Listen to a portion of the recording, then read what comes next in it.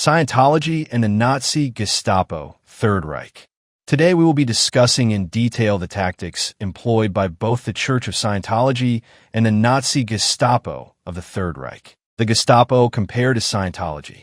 Leader of Scientology, David Miscavige, has only ever provided one interview. In said interview, he compared the defectors to Nazis, claiming they're trying to silence Scientology. For instance, something that isn't mentioned in there is that every single detractor on there is part of a religious hate group called Cult Awareness Network and their sister group called American Family Foundation. Now, I don't know if you've heard of these people, but it's the same as the KKK would be with the blacks. I think if you interviewed a neo-Nazi and asked them to talk about the Jews, you would get a similar result to what you have here. It's talking about psychiatry, right? Right. You guys are death on psychiatry. The criticism that was made was that this is foreign to the United States. You referred to its origins in Nazism and communism. You were talking about the use of psychiatry in Nazi Germany, the use of psychiatry in the Soviet Union. Yes. I would argue, and I think most psychiatrists in this country would argue, that what we're talking about here was the misuse of psychiatry in both those countries. And the misuse of psychiatry by the Church of Scientology to brainwash its followers. Those people, the fascists, the communists, have used psychiatry to further their ends. That's just a fact. I mean, you want to look at the studies that brought about the Holocaust of the Jews, that the Nazis justified killing the Jews. They were done at the Max Planck Institute of Psychiatry in Leipzig, Germany, and that justified the killing of 6 million people. There is absolutely a technology of Scientology. There's a philosophy which covers the subject of life. I started talking about communication earlier on. Well, of course, it covers interpersonal relationships. If Scientology covers interpersonal relationships so well, then how does one explain going no contact so often in Scientology? Comparison to Nazi regime tactics. The practices of the Church of Scientology bear resemblance to those of the Nazi regime in several key areas. Surveillance and control. Both utilize monitoring and interrogation to maintain authority over individuals. Suppression of dissent. Critics and defectors are subjected to harassment and punishment to deter opposition. Isolation of individuals. Policies like disconnection serve to isolate members from external influences and maintain ideological purity. While the scale and context differ, the underlying mechanisms of control and suppression are strikingly similar. Conclusion. The Church of Scientology's practices, including the use of the e-meter for interrogation, the enforcement of disconnection policies, and the harassment of critics, exhibit characteristics akin to those of totalitarian regimes.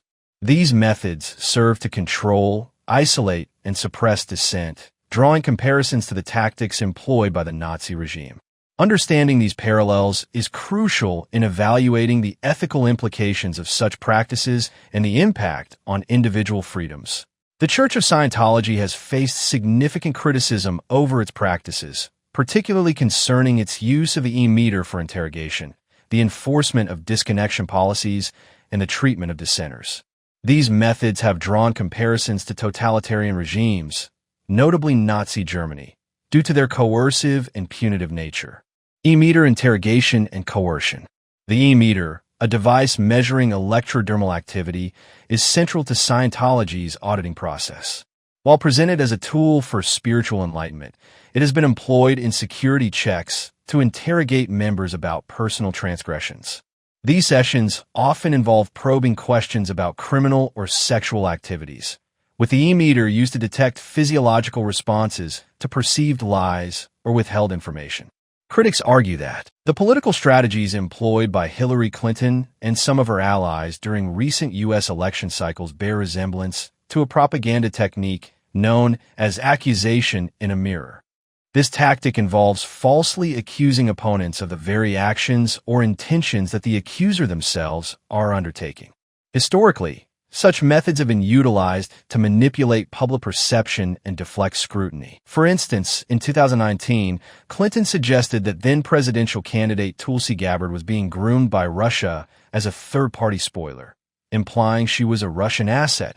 This accusation lacked substantive evidence and was perceived by many as an attempt to undermine Gabbard's campaign. Similarly, during the 2016 presidential race, Clinton's campaign highlighted alleged ties between Donald Trump and Russian interests, casting doubt on his loyalties. Ironically, Clinton herself faced scrutiny over the 2010 Uranium One deal, wherein a Canadian mining company with U.S. uranium assets was sold to Russia's state-owned Rosatom. While the deal required approval from multiple U.S. agencies, including the State Department led by Clinton at the time, critics questioned the potential conflicts of interest due to significant donations to the Clinton Foundation for parties associated with the deal. No direct evidence has emerged to prove that Clinton personally influenced the approval process or that the donations affected the outcome. These instances illustrate a pattern where political figures deflect attention from their own controversies by projecting similar allegations onto their opponents. Such strategies can erode public trust and polarize the political landscape, emphasizing the importance of critical scrutiny and accountability in political discourse. The interrogation practices of Scientology and the Gestapo share notable similarities, particularly in their use of psychological manipulation and the recording of sessions to exert control over individuals. In Scientology, auditing sessions involve the use of an e-meter, a device that measures the electrical conductivity of the human body. During these sessions, individuals are asked a series of probing questions. It is very important to compare the interrogation tactics of Scientology and the use of the e-meter to the way police detectives use a so-called lie detector, also known as a polygraph, which, by the way, actually does not detect lies at all. Rather, it detects nervousness and fear.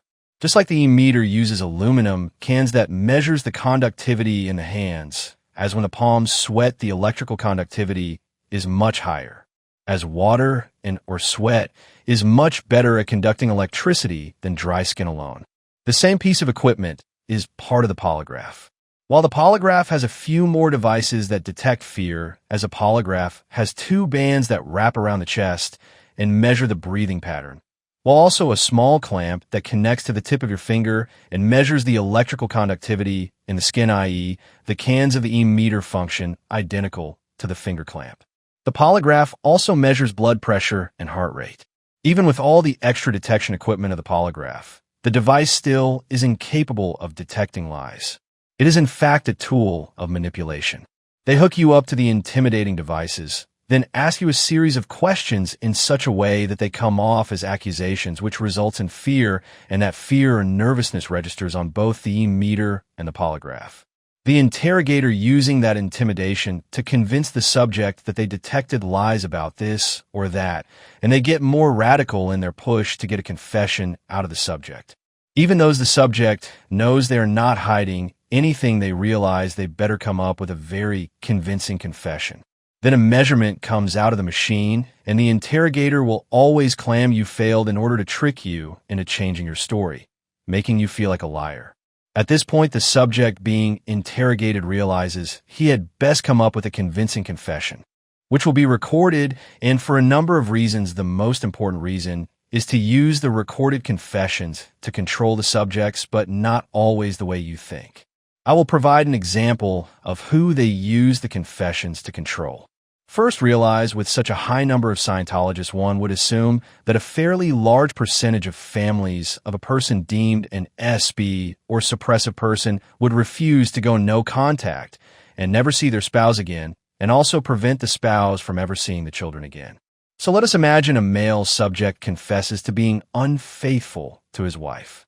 So, in order to ensure they are able to guarantee that the wife will go no contact and never see the husband again, also ever allowing the husband to see their children again, the church simply shows the recorded confession to the wife, resulting in the wife, now being betrayed by her husband, truly wants to go no contact, and with the full support of the church, the wife can also ensure the husband, who is now deemed an SB, will never see his children again. It is an interesting method that comes directly from psychology, as the entire ordeal is the ultimate psychological operation. It is so easy to assume that the recorded confessions are used to control the subject being interrogated, but when you really consider how the church convinces literally every spouse and children to go no contact for the rest of their lives, one quickly realizes exactly how the recorded confessions are really used and who they are used to control. Such methods of leveraging personal information to enforce conformity and silence opposition highlight the parallels between the practices of Scientology and those of the Gestapo, emphasizing the profound impact of psychological manipulation in maintaining organizational control. The interrogation and re-education practices of both Scientology and the Gestapo exhibit striking similarities, particularly in their methods of psychological manipulation, coercion, and the use of recorded confessions to exert control over individuals. After what we just heard, isn't it so interesting how Scientology spokesman Hitler Miscavige claims to be so dead set against psychiatry that David even claims psychiatry is at literal war with Scientology, even going as far as to say the federal government raided the Church of Scientology and one of his senior members was murdered by the government. As you hear the following, it will become clear that Scientology employs a massive amount of psychology in their psychological manipulation and programming tactics. This is the true embodiment of accusation in a mirror, aka AIM. They went to the Food and Drug Administration. They went to the American Medical Association. They arranged an informant to go into our headquarters here in Washington, D.C., and infiltrate the organization over the next 5 years. I have documents on this, too. They wanted to get somebody in the church to recommend medical treatment. Couldn't get them to do it. Walk in and say, I want to be cured medically. People wouldn't do it. They finally went so far as getting the head of the D.C. the moral department of the D.C. police to send his daughter in as an informant, pregnant, to get an abortion, to ask the church to do it. A frame job. The church didn't go for it. They did then raid the church. When you say they, you're talking about who now? I am talking, this is the APA, AMA, Food and Drug Administration.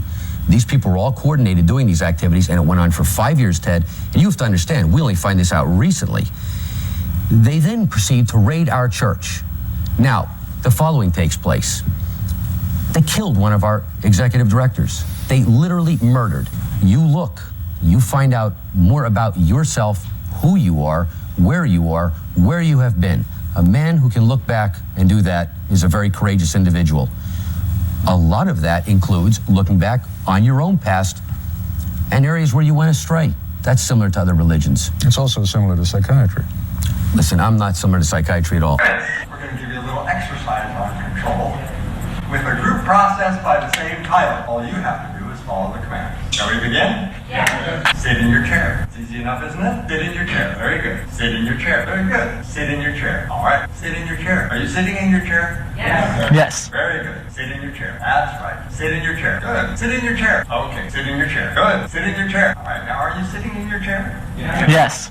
Excellent. Sit in your chair. Thank you. Sit in your chair. Very good. Sit in your chair. All right. Sit in your chair. Good. Sit in your chair. The next command is quite similar. The auditing command is where ahead. Got that? Where ahead. Where ahead. All right. Where ahead. All right. Let's do that again. Where ahead. Where ahead. Where ahead. Where ahead. Very good. Where ahead. Thank you. Where ahead. Okay. Where ahead. Very good. Where ahead. Good. Where ahead. Okay. And once more. Where ahead. Thank you. Where ahead. Good. Okay. I'm going to ask you to have 2 feet. Is that all right? Okay. Have 2 feet. Have 2 feet. That's right. Have 2 feet. Good. Have 2 feet. Here's another one. Have 2 feet. Have 2 feet. Have 2 feet. Have 2 feet. Have 2 feet. Okay, now have you obeyed that auditing command? Yes. Yes. Excellent. I want you to let your body have a head. Let your body have a head. Good. Let your body have a head. Let your body have a head. Good. Let your body have a head. Let your body have a head. Let your body. Command is very difficult. You've all been trying to do it for a long time. Here's the command. B. That's right. B. Very good. B. Okay, let's do that again. B. All right. Right, and again, B. Okay, B. Very good. B, B, B. Okay, let's do that again. B, B, B, B, B. Good. B, B, B, B. So now fill the chair. Thank you. Flip the wall. All right, now we're going to do a communication process which is called hand mimicry. Summary of Scientology Sunday Service Mind Conditioning Practice. In certain Scientology Sunday services, a peculiar exercise is performed by the pastor in which seemingly benign commands are given to the congregation. These include instructions such as wear a head, have 2 feet, or sit in a chair, all of which describe conditions already met by the participants. Because these commands are redundant and appear harmless, They bypass critical thinking and are not perceived as controlling. This repetitive exercise continues for extended periods, often to the point of physical exhaustion or mental fatigue. As a result, participants may enter a state of deep relaxation characterized by delta brainwave activity, typically associated with deep sleep. However, the individuals remain awake, putting their conscious mind in a subdued or dormant state, while the subconscious becomes more receptive. In this altered state, the subconscious begins to respond to commands without conscious evaluation, creating a condition in which it can be programmed to follow instructions automatically, even those that would normally be rejected as irrational or immoral. Over time, this practice is believed to train individuals to obey commands blindly, reinforcing obedience and suppressing critical thinking. This may help explain why some Scientologists appear to follow extreme directives without question, including the strict prohibition against researching Scientology independently online, a rule designed to prevent exposure to external criticism or contradictory information. This method of subconscious conditioning can effectively bypass moral judgment, creating a pattern of blind obedience to authority. Conclusion. Although David Miscavige and other leaders of the Church of Scientology adamantly claim that Scientology has nothing in common with psychology, this exercise appears to draw directly from psychological principles, specifically those related to hypnosis, brainwave manipulation, and subconscious suggestion. Ironically, despite Scientology's overt rejection of psychology as a discipline, the techniques used in this practice seem rooted in psychological manipulation and behavioral conditioning, revealing a contradiction between the Church's public denials and its actual methods.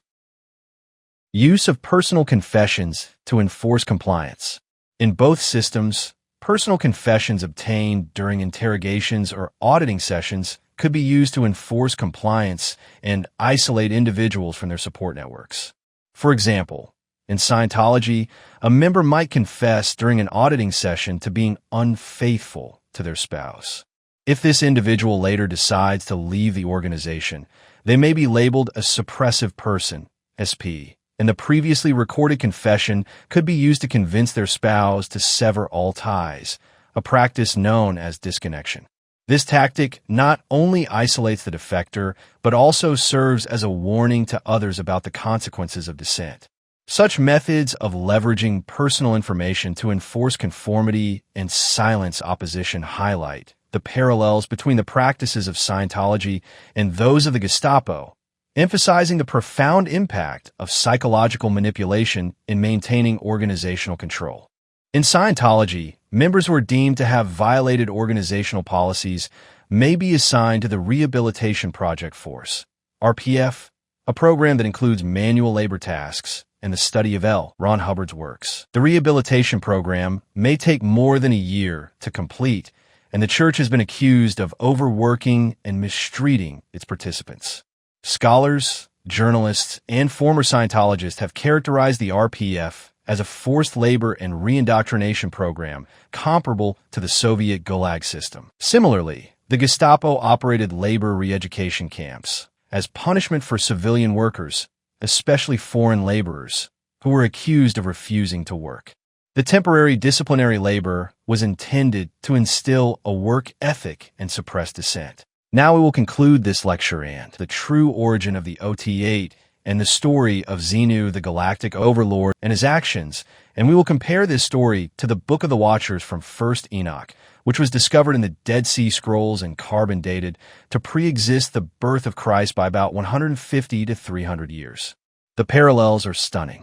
In fact, they are so identical it makes it blatantly obvious that the OT-8 story of Xenu was borrowed directly from the Book of Enoch. Of course, the Book of Enoch is much older than the one discovered with the Dead Sea Scrolls. Enoch is the great-grandfather of Noah, making it very likely that the original Book of Enoch was written during the life of Enoch, pre-flood. Comparative analysis, Xenu and the Watchers. The story of Xenu. In Scientology's OT-8 level, Xenu is depicted as a galactic ruler who, 75 million years ago, brought billions of people to Earth, stacked them around volcanoes, and killed them with hydrogen bombs. The souls of these individuals, known as body thetans, are believed to attach to humans, causing spiritual harm. The Nephilim and body thetans, a comparative analysis. The Nephilim. In the book of Enoch, the Nephilim are the offspring of the Watchers and human women. They are described as giants who cause chaos and destruction on earth. Their existence leads to divine intervention to restore order. The body thetans in Scientology. Origins and nature. In Scientology, body thetans are considered to be the disembodied spirits of extraterrestrial beings who were brought to Earth millions of years ago. According to the Church of Scientology, these beings were transported to Earth by an intergalactic ruler named Xenu, who placed them near volcanoes and exterminated them with hydrogen bombs. Their spirits, known as body thetans, are believed to have attached themselves to humans, causing various spiritual and psychological issues. Function and influence. Body thetans are thought to exert control over human beings, influencing their thoughts, emotions, and behaviors. They are believed to be the source of various negative traits and experiences, including irrational fears, phobias, and psychosomatic illnesses. The Church of Scientology teaches that through a process called auditing, individuals can confront and clear these body thetans, leading to spiritual enlightenment and freedom from their negative influences. Effects on humans. The presence of body thetans is said to manifest in various ways, including psychological disturbances. Individuals may experience unexplained fears, anxieties, and mood swing. The parallels between Xenu and the Watchers. The Xenu narrative from Scientology and the Book of Enoch story of the Watchers and the Nephilim share striking similarities, despite coming from vastly different cultural and religious backgrounds. Similarities between the two stories. The destruction of an advanced civilization. Both stories involve powerful figures, Xenu and the Watchers, who, in their attempt to control or manipulate, bring great destruction to Earth and its inhabitants. The creation of a monstrous race. In both narratives, a catastrophic event leads to the creation of a destructive, monstrous race, the body thetans in Scientology and the Nephilim in the Book of Enoch. These beings, although once alive, leave behind their wandering spirits, which continue to wreak havoc on the living. Spiritual attachment. Both the body thetans and the Nephilim spirits attach themselves to humans, causing psychological turmoil, mental illness, and spiritual unrest. The need for redemption. In both stories, the ultimate goal seems to be cleansing or redemption. In Scientology, this comes through the process of auditing and clearing the body thetans. In the Book of Enoch, the cleansing happens through God's judgment and the eventual binding of the Watchers. Final analysis. While these two stories come from very different religious traditions, one from the science fiction-based religion of Scientology and the other from ancient Jewish lore, their core themes are eerily similar. Both involve powerful beings who attempt to dominate or control, leading to a catastrophic destruction of life on Earth. The spirits of the fallen then attach to the living, creating chaos and suffering in a cycle of spiritual corruption. Whether it is the body thetans from Xenu's intergalactic empire or the Nephilim spirits of the Book of Enoch, the result is the same: God's judgment, the Great Flood. In response to this chaos, God decreed a great flood to wipe out the Nephilim and cleanse the earth. The bodies of the Nephilim, now dead, left behind only their wandering spirits. These spirits, like the body thetans from the Xenu narrative, remained on Earth, unable to find new hosts. The side effects of Nephilim spirits on humanity. Depression and anxiety. The presence of the body thetans amplified feelings of hopelessness, pushing individuals into deep depression. The body thetans created a constant spiritual disturbance, preventing the individual from achieving true freedom and spiritual clarity, keeping them in a loop of negativity and suffering. Nephilim spirits and their influence. Similarly, the Nephilim spirits, left wandering the earth after their massive destruction during the Great Flood, attached themselves to humans, leading to their own array of spiritual and psychological effects. Some of these included depression and anxiety. The presence of the body thetans amplified feelings of hopelessness, pushing individuals into deep depression. The body thetans created a constant spiritual disturbance, preventing the individual from achieving true freedom and spiritual clarity, keeping them in a loop of negativity and suffering. Nephilim spirits and their influence.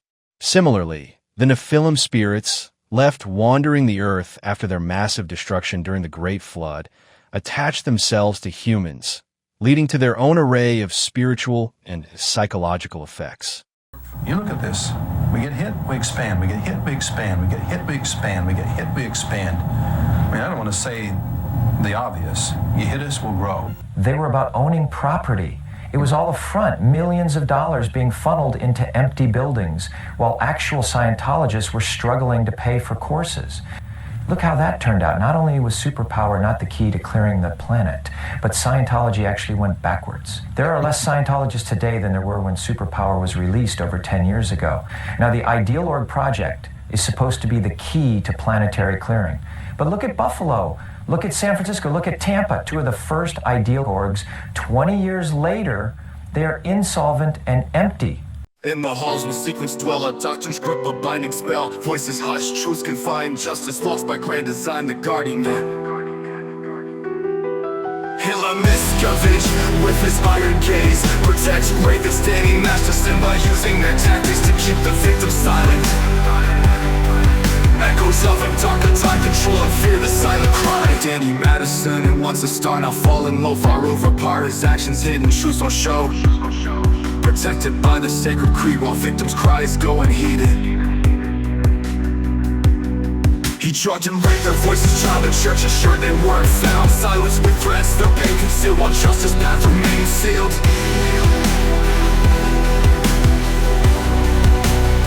Remain sealed.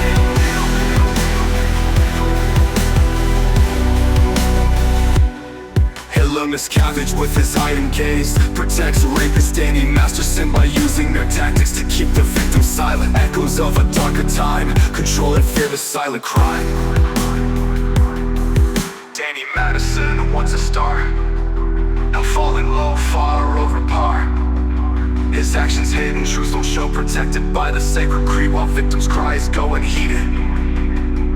Danny Madison, once a star, now falling low, far over par. His actions hidden, truths don't show. Protected by the sacred creed, while victims' cries go unheeded.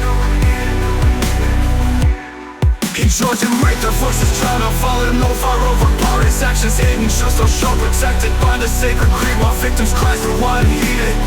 A silent crime. He charged and raped their voices, trying to falling low, far over par. His actions hidden, sure they weren't found. Silence with threats, the pain concealed, they weren't found. The Danny Madison, once a star, now falling low, far over par. His actions hidden, truths don't show. Protected by the sacred creed, while victims' cries go unheeded. He charged and raped their voices, drowned the church, ensured they weren't found. Silence with threats, their pain concealed, while justice path remains sealed. While justice path remains sealed. Remain sealed. Remain sealed. Remain sealed. Remain sealed. But truth emerged, the silence broke. The chains undone, the victim spoke. Now he resides where shadows creep. A sentence long, no more deceit. Danny Masterson will spend the rest of his life in prison, or the crimes he committed against the women. What truth emerged, the silence broke. The chains undone, the victim spoke. Now he resides where shadows creep. A sentence long, no more deceit. Danny Masterson will spend the rest of